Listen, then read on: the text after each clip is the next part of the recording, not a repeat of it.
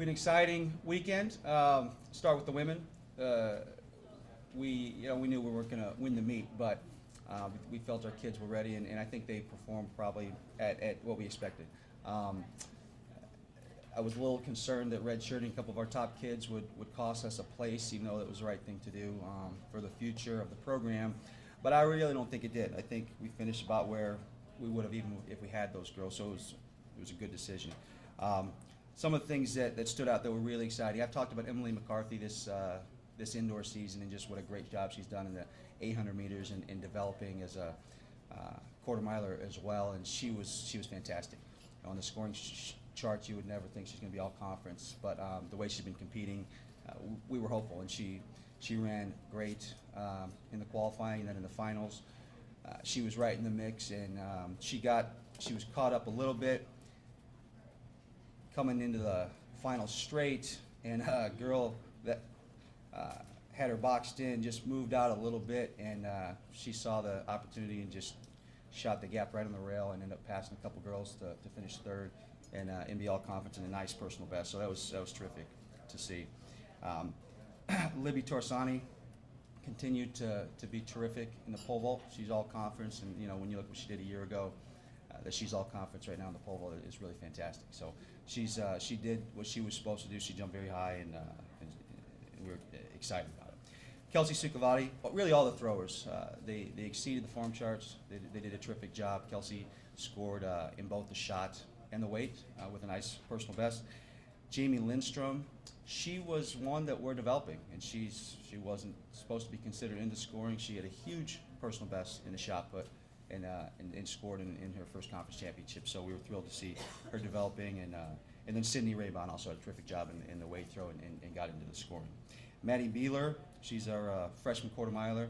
She did what we hoped she would do, which was she was very aggressive in the prelims. She got into the qualifying for the finals. Her and Sam Cameron both scored in the finals, so that was something that we were hopeful for and excited that actually happened.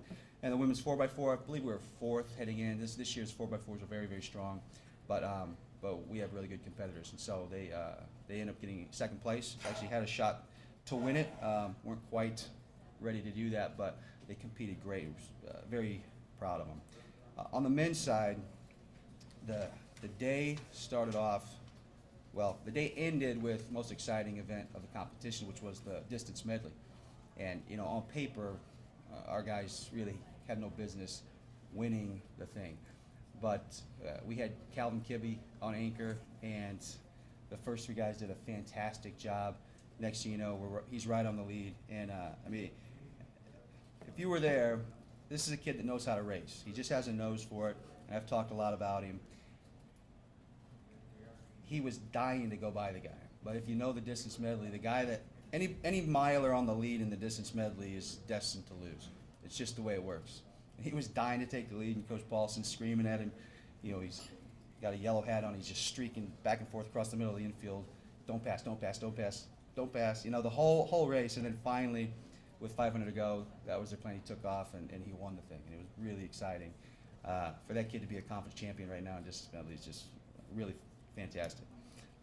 60 meters, another fantastic race for us.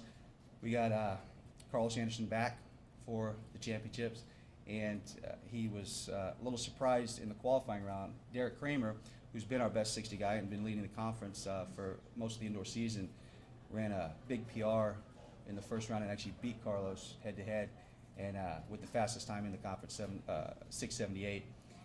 So he was the favorite heading into the finals. But Carlos came up to me before the race, and he was like, "I'm not holding back. I'm taking down the conference record."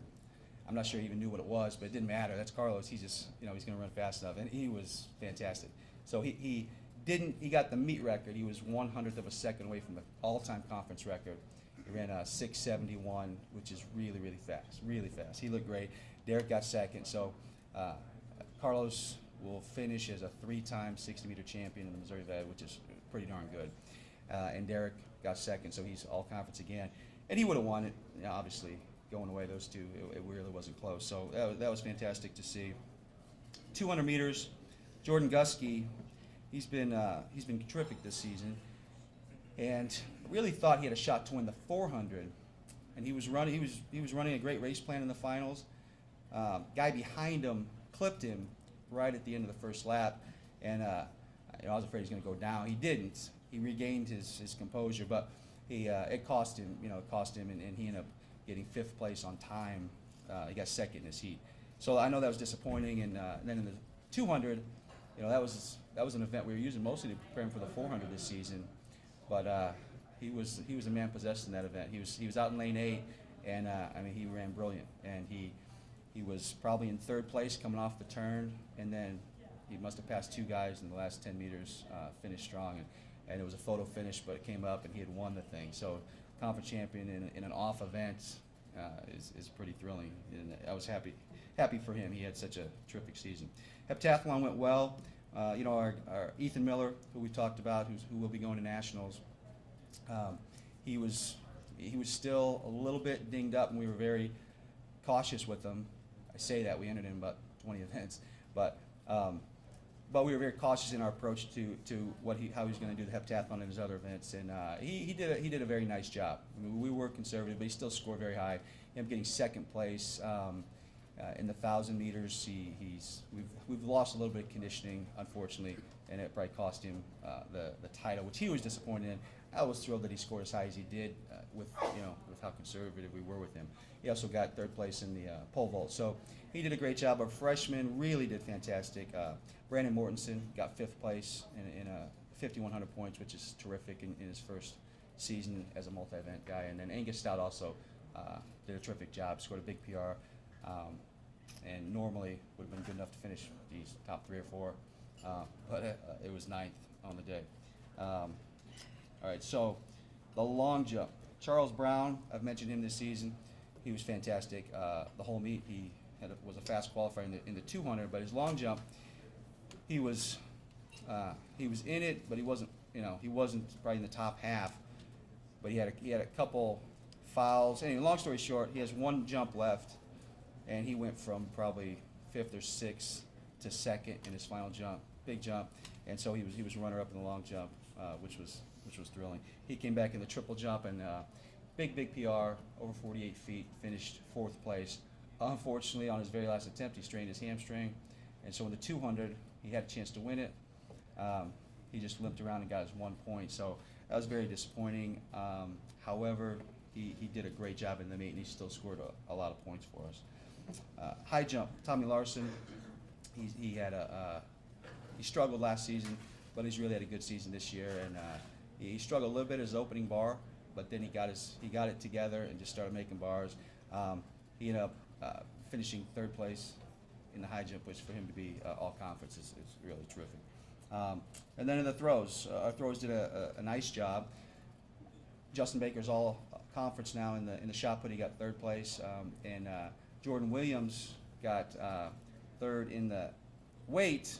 He had heading into it, he had a shot to win the shot put, but he's got a problem in his hand. He's popped the tendon, and so he tried. It swelled up. He still threw. He's very tough. Couldn't quite get it together to do that. So you hate to see one of your best guys suffer like that in a championship event, but it's track and kind of the way it goes sometimes. But he still did a very nice job for us. The vault, that was another. It was exciting, but at the same time, our best guy who probably should have won the thing in his warm-ups strained his hamstring at the takeoff. Didn't even take a jump in the competition. So that was a very rough way to start out the event. The good news is our freshman Charles Fenner stepped up and had 2 or 3 personal bests and scored points, and then our heptathlete Ethan Miller also, like I said, he got 3rd place. So we got our points in that event, but a missed opportunity to really improve our overall scores. And then finally, the 4x4 did a terrific job. We got 2nd in the event.